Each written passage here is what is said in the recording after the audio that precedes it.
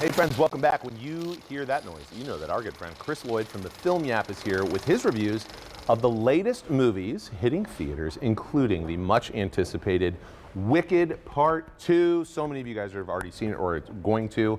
My daughter and wife are seeing it tomorrow. Chris, it's good to see you. We're going to kick it off with Wicked. Yeah, magical time of the year. I think probably the most anticipated movie, certainly of the fall-winter season, and we are giving away a couple of free tickets to see it. Great. At our friends at Alamo Drafthouse Indy. So make sure to head on over there and do that. And we're also giving away some swag provided by our friends at Universal Pictures. Wonderful. Including we got a T-shirt, we got a mug, we got a little metal handheld mirror there. Oh, that's Isn't great. that neat? If you Little want, journal here. I got a couple of hats for you if you feel like it. Love that. So I'm glad to say that the sequel is in no ways a disappointment. Yeah. I don't think it's quite as good as the first one, but Okay. the first one was so amazing it made my top 10 list. Yes. It's a really terrific summation to the story for those who know the Broadway play and the musical and everything like that. Obviously, this is the part where the conflict really gets together between Ethelba and Glinda and the wizard and all that stuff. And it goes through, it's very logical, but also very emotional, terrific singing. I'm going to commit the heresy of saying I like this cast singing better than the original Broadway group. Wow. Same. I don't know. Chris, that's bold. Somewhere Idina Menzel just twitched. But anyway, yeah, terrific ending. I don't think anyone's going to come away from this anything less than pleased. I really enjoyed it. So much talent, music, color, terrific. Okay, awesome. That's great. Fair review. I appreciate that. Yeah.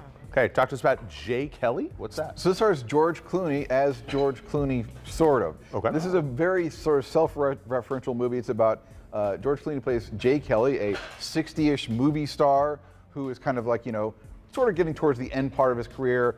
He's having trouble with his two daughters who he's disconnected from, and he decides that he's going to go on this trip to Europe to accept an obscure award. Really, it's just a chance to try and connect with his daughters and just find some new meaning in his life. Adam Sandler is also in it, playing his long-suffering publicist. Wow. Laura Dern is in it. It's a funny movie, but also lots of notes of tragedy, I would say. It's directed by Noah Baumbach. If you know his work, this very much fits in that thing. I really enjoyed this a lot. I would not be surprised if Clooney might be in the running for an Oscar for this. All right. I was surprised how much I like this movie. Like I say, it's entertaining, it's funny, but it's also got some weight to it. It's got charm and gravitas. What an interesting cast. Yeah. And there's many others I didn't even mention in there. Patrick Wilson, a bunch of others. Gosh, Clooney, what a handsome guy. Good-looking guy. Yeah. Tell Silver us Fox. about Rental Family. So this was, you may have seen it, it was the opening night film at Heartland Film Festival actually just last month. Yeah. Stars Brendan Fraser, Indianapolis' own. We claim him because he was born here, even though he spent about 2 days here. And he plays this sort of like sad, middle-aged American actor who's been living in Japan for a while. Okay. He's very lonely, he doesn't have any connections, and he is offered this gig to portray family members and acquaintances for other lonely people. So for instance, a guy hires him to be his best friend and play video games with him. And a couple of the connections become a little touchy for him. One is with an elderly actor, another actor, who is suffering from dementia, and he is portraying a journalist who's interviewing him and befriends him.